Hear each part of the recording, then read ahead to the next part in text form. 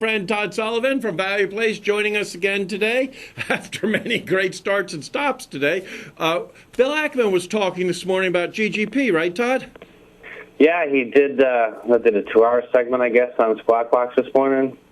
Yeah, he was saying how there's a whole lot of competition now for the DIP plan, which a little bit of that came out at the end of last week.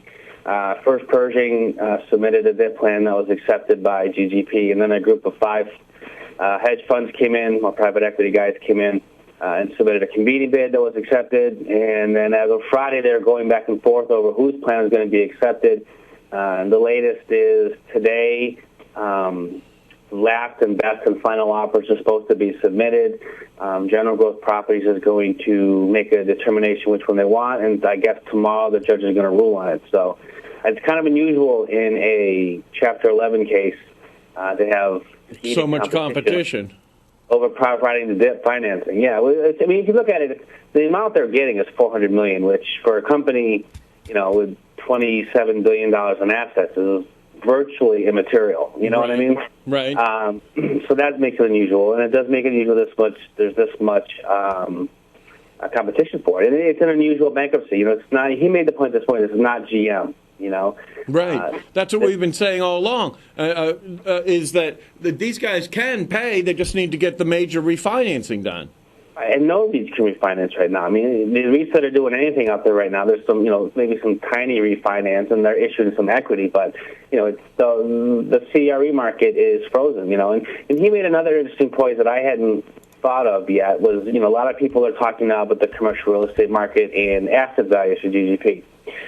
He made the point that, they're not even going to file their plans at the end of the year, which means most of it won't be discussed until next year. So if you think the economy is going to be better in Q4 and recovering next year, then talking about asset values at this time are really premature, because just as they've fallen in the last 6 months, they could begin to rise again in the next 6 months. Right. So valuing assets today, you're kind of jumping the gun.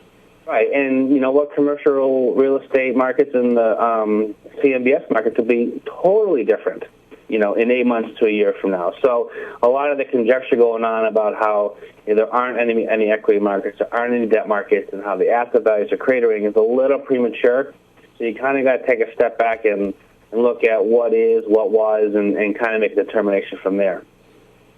And yeah. I think there's going to be plenty left for the equity holders. I really do. I don't think the judges are going to liquidate, which means the best thing to do for all parties is to extend a lot of maturities. Now, I'm sure there'll be some malls foreclosed on or some malls sold off, and there will be some dilution of shareholders, and some stakeholders will be converted into equity holders. But there's going to be something left for shareholders, I think. Right. Well, boy, I'm glad to hear that, my friend, because you're a smart son of a gun, and I'm holding a bunch of this stuff right now, so I sure as heck hope that's how it plays out. You've called it right by the number so far. It's going to take a while, and, you're just going to have to be patient and sit there and just kind of watch the headlines as they roll through. But, the real action doesn't really get heated up until the end of the year. Once they file that plan and once you figure out where they're going and what they want, that's when, things are really going to start happening. And they said they plan to do it by the end of the year, and, you know how that goes. It's going to be February, Yeah. We'll still be talking about it next year, probably, right? Yeah. At least maybe then we're talking about more concrete things instead of, right now it's all... It's all speculation. Exactly. Right. It's fun, but, it's not real concrete. Yeah. Well, it was interesting because I pushed it up over $1 today. Thank God we didn't have our Red Sox bet. Yeah, exactly. I think people are starting to realize that this isn't a normal bankruptcy. So if it's not your normal bankruptcy, then you can't have the normal outlook that equity holders are wiped out. Because if it's not a normal bankruptcy, then the normal outcome doesn't always apply. Right. I think so, too. Everything that you've said, then it seems to be exactly what comes true when news comes out. Yeah, so, I mean, if it's not the normal bankruptcy, you can't automatically jump to a normal outcome. Yeah. I had some conflicting news this morning. Dow Jones was saying the GM CEO was trying to avoid bankruptcy, and MarketWatch says the GM CEO says it's probable.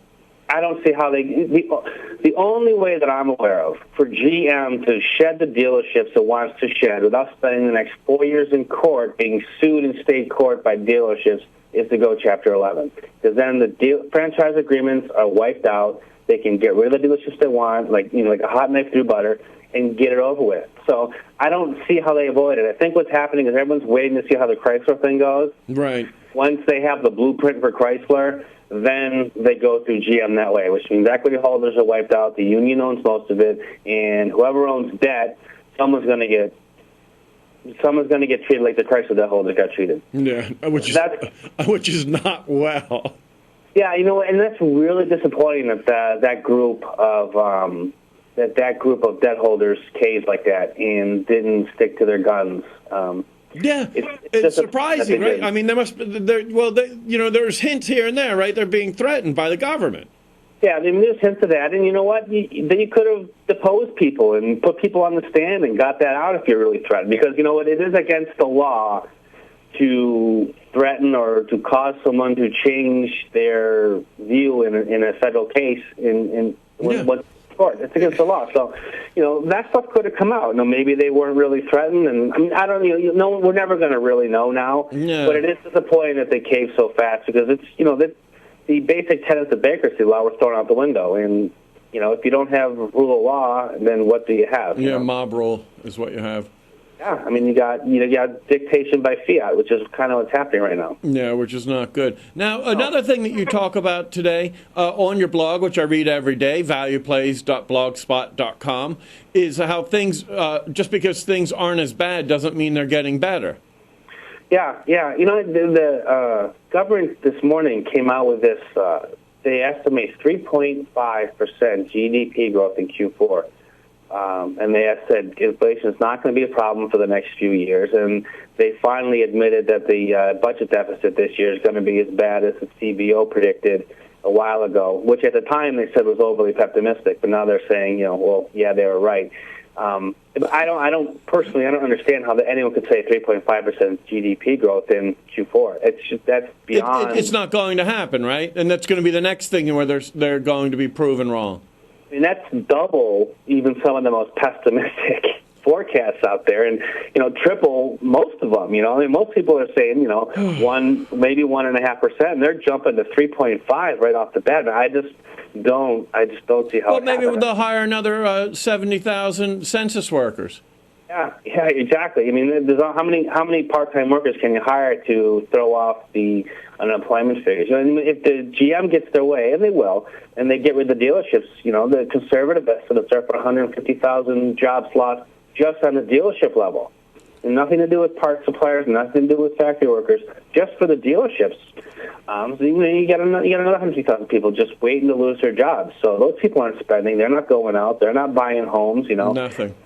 They expect a V-shaped recovery in housing. They said housing's going to moderate and there's going to be a sharp upturn towards the end of the year. Well, I don't know that's science fiction, right? I don't know that's ever happened. I don't know. I just don't understand where these estimates are coming from. And I keep seeing the estimates, but I don't see anything to back them up. I don't see what they're saying.